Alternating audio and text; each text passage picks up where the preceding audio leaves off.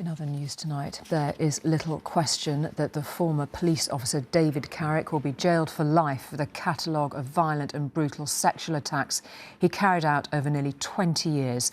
So his two-day sentencing hearing, which began today, was less about determining his punishment and more about letting his dozens of victims have their full horrific experiences finally heard and believed.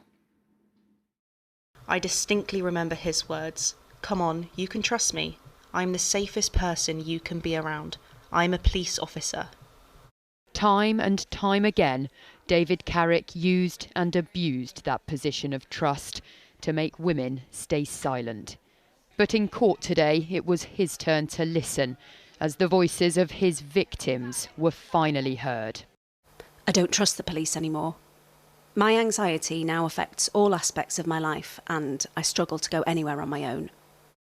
David Carrick was living a double life, the police officer and the predator.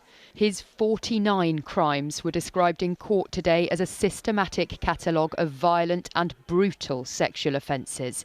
Many of them were carried out inside his Stevenage home. What happened to me broke me. I was whipped, urinated on, and locked naked in a cupboard. I was told I was worthless and would be better off dead. This is the tiny understairs cupboard he locked her in. She said he did it on multiple occasions to punish her for upsetting him.